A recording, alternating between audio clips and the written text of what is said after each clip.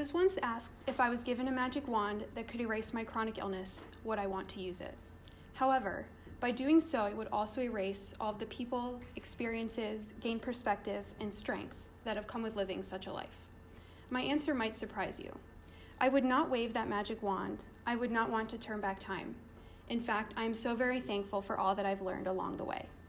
My attitude on life, on education, on my future, on medicine, have all been shaped by my illness.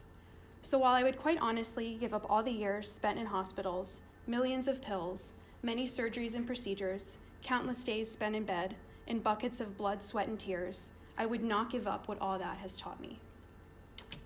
I have not been sick my whole life, but from as early as I can remember, I was around someone who was. Within 6 months of adopting my little sister from China and completing our family, my mom was hit with a life-shattering diagnosis. In August of 2005, my mom was diagnosed with stage 4 breast cancer. My mom's cancer was immediately found to have metastasized to her lungs, and she was given about a 20% chance of surviving the next 5 years.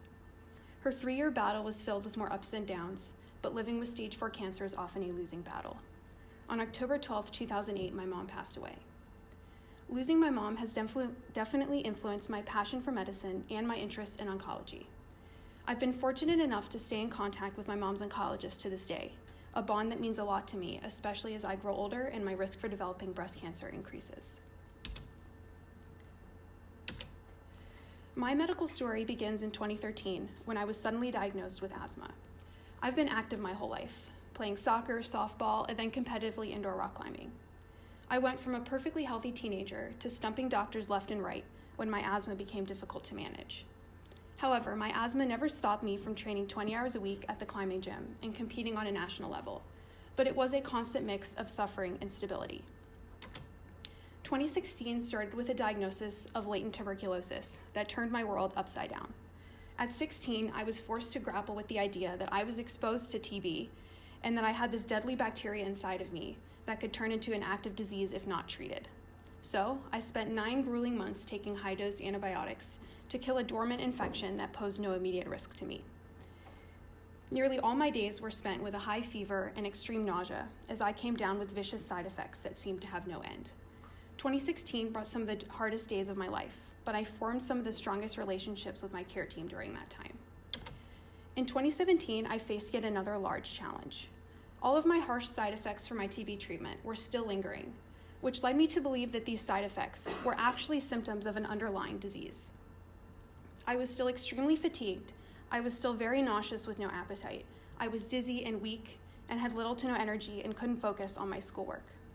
What I didn't tell you was that these symptoms did not only last through my TB treatment, but had been lingering since December of 2015. I had seen a string of doctors 13 months earlier and was told that there was nothing wrong and that I should just go talk to a therapist. I also was told that these symptoms were just how teenage girls feel and that it sounded like stress. After all my blood work came back normal and the doctors heard about the loss of my mom, they all kept silencing me and insisted that my symptoms weren't real. I knew something was wrong. I was sick and nobody was believing me. My symptoms were very real, but they were not being treated as such. I fought for 3 months to be heard, to be taken seriously, but eventually I was left feeling very discouraged, exhausted, and traumatized by the medical field. I fought up until my latent TB diagnosis, at which point I gave in and focused on completing my prophylactic antibiotics. So when at the end of my treatment I still wasn't feeling right, I knew that this was my time. I had to go back to the drawing board, and with a new and amazing pediatrician leading the charge, I knew we would find out what was going on. What I didn't know was that I was going to be the one to find the answer, and it was going to simply fall in my lap the same day that I told myself I was going to start looking. It was a Sunday night in early January, after I had cried the whole way home from my shift at In-N-Out Burger, because my brain fog had gotten so bad that I was struggling to count change, and I was so weak that I couldn't stand without leaning most of my weight onto the counter. So I picked up my phone and started the random Google search that changed my life forever. Out of nowhere, I thought of a friend from Grief Camp, whose blog I had read 6 months earlier while I was on vacation. She had something called POTS. I didn't remember what that stood for, so I Googled, what does POTS stand for? I learned that POTS stands for Postural Orthostatic Tachycardia Syndrome. I learned on that same page, my eyes skimmed through the symptoms.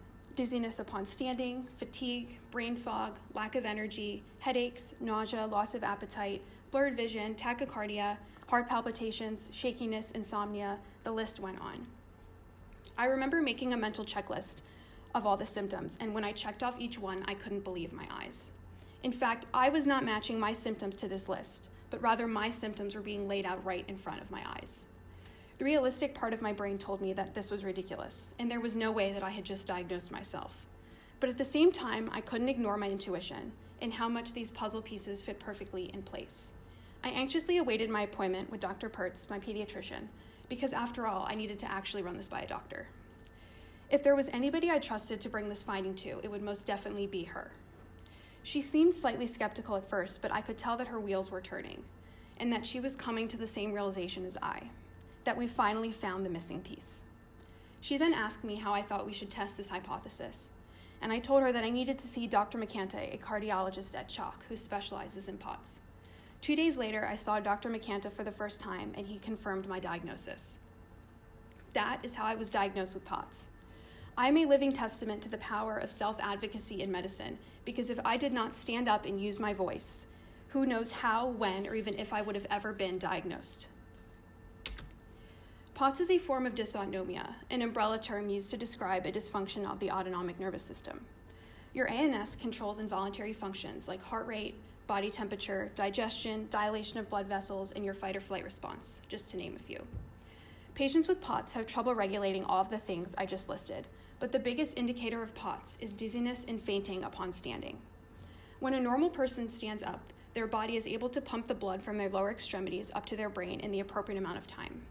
When a POTS patient stands up, their body cannot pump the blood from their lower extremities up to their brain quick enough, which causes dizziness and many times fainting. In POTS, the heart rate quickens in order to compensate for the extreme vasodilation, and that also leads to the overwhelming feeling of lightheadedness and presyncope that happens when one with POTS stands up. Since the autonomic nervous system controls all of our involuntary functions, patients can experience discomfort in most areas of their daily life.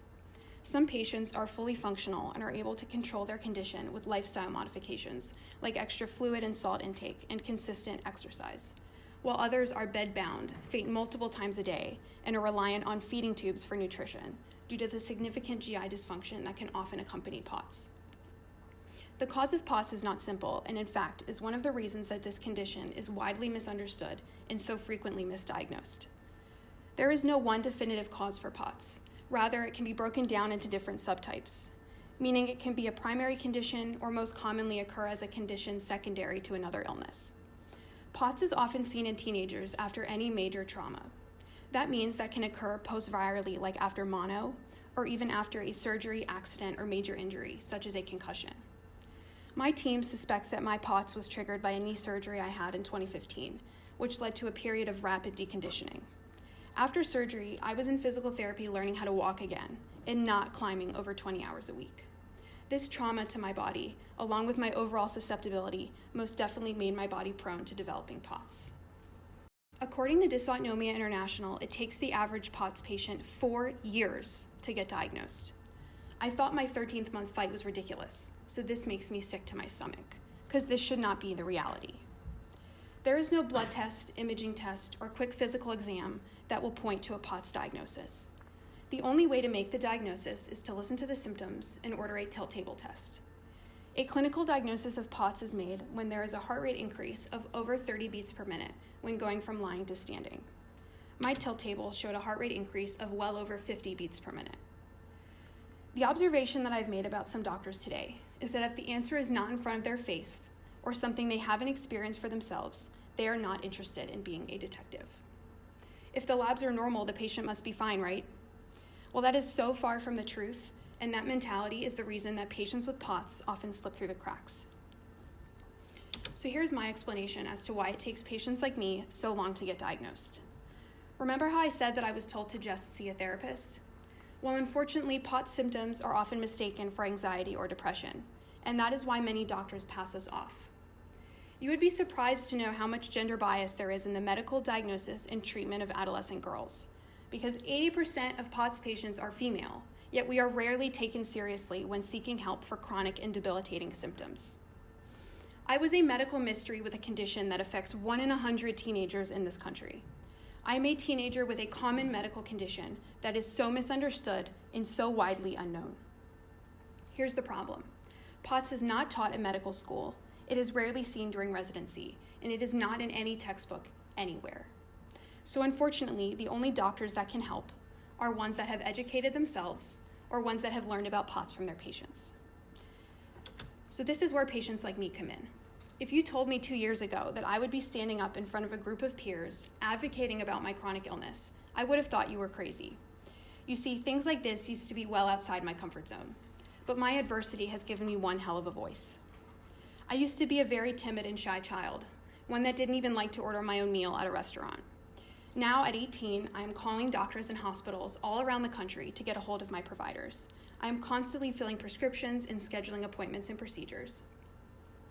I also find myself having deep and meaningful conversations with people double and triple my age, almost more often than I interact with people my own age. I used my voice to stand up to a medical system that tried to convince me I was crazy. And I continue to use my voice each and every day to advocate for the best possible care. And you know what? I wouldn't have it any other way. But what I haven't touched on yet is how I went from a newly diagnosed POTS patient who couldn't stand up, who couldn't eat, who was struggling to make it through each day, to someone who is now a strong and confident young adult about to start college at UC Berkeley in the fall. My diagnosis finally came in January of 2017, but it wasn't until October, over 9 months later, that I got a hang of my POTS. Now, in the grand scheme of things, that may not seem like a lot of time, but when I was living it, boy did it feel like an eternity of bad days. The standard POTS treatment is consuming multiple liters of fluid a day, combined with extra salt to retain all that fluid, but it must be coupled with consistent aerobic exercise. These things may sound simple, but when the majority of us are diagnosed, we can barely eat, are crippled by chronic fatigue, and are so deconditioned that walking up the stairs is exhausting. When I was diagnosed, I considered the day a win if I eat one good meal, so drinking upwards of 2 liters of fluid a day was a near impossible task. The key to every POTS patient's recovery is exercise, but getting started is often the part that deters almost everyone. I am an athlete, so I would drag my butt to the gym even on days that I had crumbled to the ground getting out of bed. I fought through my symptoms because I knew that exercise is medicine, but I could rarely get my body to agree with me. The beginning of my POTS journey can be described as frustrating and disheartening. I was trying hard, but I just wasn't seeing results. In May of 2017, IV saline was introduced, and my doctor worked tirelessly to bring this new treatment plan to fruition. IV saline is used for hydration purposes and increasing blood volume, which has been shown to drastically reduce symptoms in POTS patients. When you are hydrated and retaining fluid, your blood vessels are able to constrict properly, which helps with blood flow and ideally eliminates the presyncope associated with postural change. I went into my first infusion expecting very little, but halfway through, I started to feel my symptoms disappearing. My vision got 10 times clearer, and I felt a wave of energy blow over me. I could look at a page and understand what the words meant without having to read over it multiple times. The next month, I had surgery to place a portacath, so I could continue my infusions from home and on my watch. A port is a device implanted under the skin that allows for instant IV access when you access it with a needle. My port allows for discrete infusions, so I can be out at Target, Starbucks, or even at a doctor's appointment, and all I need is my backpack that holds my pump and my saline. However, even with saline, something was still missing. I would have days of feeling great, but they would always be followed with days that I could not get out of bed. I have too many memories of days last summer where I could not walk without crumbling to the ground. I remember my family was out at a Labor Day pool party, and I was at home crawling around the house because if I stood up, I would pass out. Those months were some of the lowest points of my life, but it was also the time that I told myself enough is enough. I was not going to let this be my reality. I had college and the rest of my life ahead of me, and I was not going down without a fight. Well, what came next? The biggest blessing of my entire life, the Mayo Clinic. In October of 2017, I traveled nearly 2,000 miles to spend 10 days in Rochester, Minnesota, where I had a total of 15 appointments. I felt like I was running a chronic illness marathon. The 10-hour days made time nearly stand still, but I could feel the progress being made each day. My trip consisted of consultations with GI, endocrinology, cardiology, hematology, genetics, and a nutritionist. I also had lots of labs drawn, had an echocardiogram, an EKG, a nuclear medicine GI scan, the infamous tilt table test, and 2 very long appointments with my lead POTS doctor. The Mayo Clinic is a household name, and boy did they hold up to their reputation. I have to be honest though and say that I was extremely apprehensive until I met my lead provider, Dr. Amy Jones.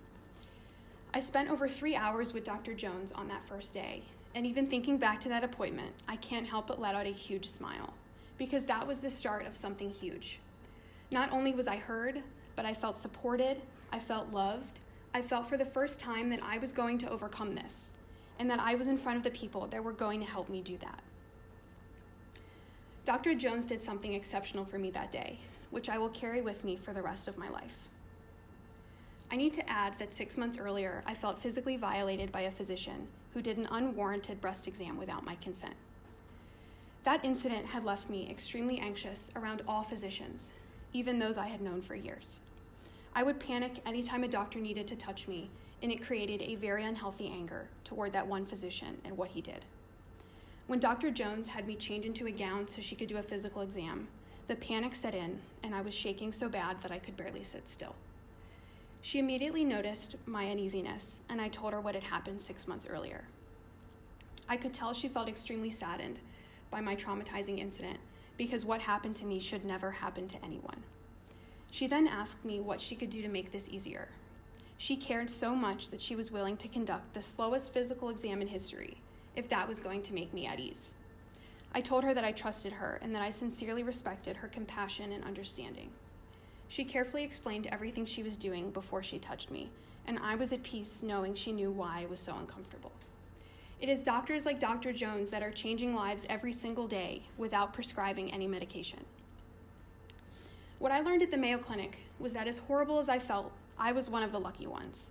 I was still walking, I was still talking, and I was still eating, barely.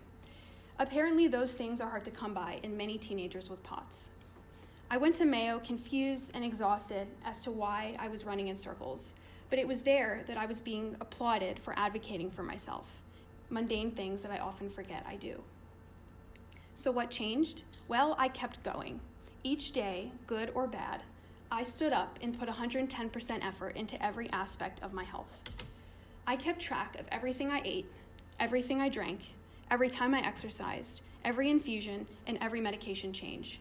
And I recorded all of it into a worksheet my dad created for me, and I called it my POTS plan. And I have been doing it every single day since I got back from Mayo. That is over 8 months of POTS planning.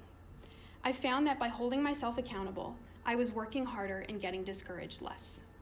Did I struggle and fall down? Oh, many, many times. But I got up anyway. I let myself get frustrated and discouraged, but despite my negative mood some days, I went to the gym anyway. I drank anyway, I ate anyway, I kept studying, I kept hanging out with my friends, I got a job, I kept looking forward to the future, and just look where I am today. If you told me when I was at my lowest last summer that I would be going to UC Berkeley to start pursuing my dream of becoming a physician, there is no way I would have believed you. My life is never boring, and I've learned how to roll with the punches, but each setback I face always yields more clarity and perspective. In March, I was diagnosed with C. diff, clinically known as Clostridium difficile colitis, which is a bacterial infection in the colon. Such a horrible flare-up that came out of nowhere grounded me and reminded me the true importance of advocating for your health, no matter what. Treating my C. diff was not an easy feat, but rather a tough 3-month-long battle, both physically and emotionally. I failed 2 antibiotic treatments before pursuing a 6-week course of vancomycin, a much stronger and more targeted antibiotic. I am clear of C. diff for now, but I did not get through this alone and with a smile on my face the whole time. Like any major health setback, there have been lots of laughs, and in this case, lots of poop jokes. But there have also been yelling when things go wrong, crying when plans have to get canceled, hugs from my team when treatments have failed, and a few nights spent sleeping on the bathroom floor. I sure wish I didn't have to go through this most days, but I know that one day I will be able to truly support my patients because I know all too well what happens once they leave clinic, hang up the phone, sign off their email, and once the sun goes down. I am preparing to leave the team of doctors that have taken care of me for the last 5 years. I would be lying if I said that these last few appointments didn't make me very, very emotional. When I look back, I remember the first appointments with each member of my team. My memory is flooded with images of times where I was so frustrated and angry that I barely made eye contact, and times where we all rejoiced in the improvement and stability of my health. I also remember the times that I yelled and screamed at them, begging, pleading with them to help me feel better. And I remember the times that I cried tears of pure joy and hugged them, thanking them for all that they have done. However, few things have come close to the emotions I felt when I got to tell each one of my doctors that I got into Berkeley, the greatest accomplishment of my life. For most of them, this accomplishment was in part due to them because of how hard they fought for me and supported me over the years. When I can see the pride and joy beaming off the face of my doctors, I, in those moments, feel so very grateful to have been put in their hands. Because if any one of them were not a part of the equation, there's a chance that I could have not made it to Berkeley. In these last months, I have come to realize that just as they mean a lot to me, I mean a lot to them as well. That is the beauty in medicine, the love and passion that a doctor has for their patient. That is what is truly making a difference. The feeling of knowing that my team shares in my sorrows and in my triumphs makes all the difference in my medical care and in my life. My team may not have lost their mom. My team may not have turned blue from climbing up a 55-foot rock wall. My team may not have withered away from treating latent tuberculosis. My team may not have been physically violated by a physician. My team may not have fainted from simply standing up. My team may not have learned to access their own port, and my team may not be moving away to college with a chronic illness. But each and every one of them support me like they have done all of that with me. When you are a part of a team like mine, you know that your role goes way beyond writing prescriptions. You are there to support me when something goes wrong. You are there to console me when I'm a sobbing mess. You are there to answer my calls and my emails when I need your help. You are there to encourage me to fight harder, especially when I don't think I have anything left. And you are there to put a smile on my face, even through all the pain and frustration that comes with living with a chronic illness. Whether it's my pulmonologist, who I've known for over 5 years, my pediatrician, who's become my medical best friend, or the nurse at the hospital who held my hand while I cried, I will remember each and every one of them forever. I hope that you can all take my story and carry it with you in the pocket of your future white coat. The things that I have shared, the lessons that I have learned, those are things that you can only learn from the patient's perspective. So thank you for allowing me to take you on my journey. If you only remember one thing, let it be this. While medical interventions are great, the ability of a physician to act with kindness, empathy, and compassion work even greater. Thank you.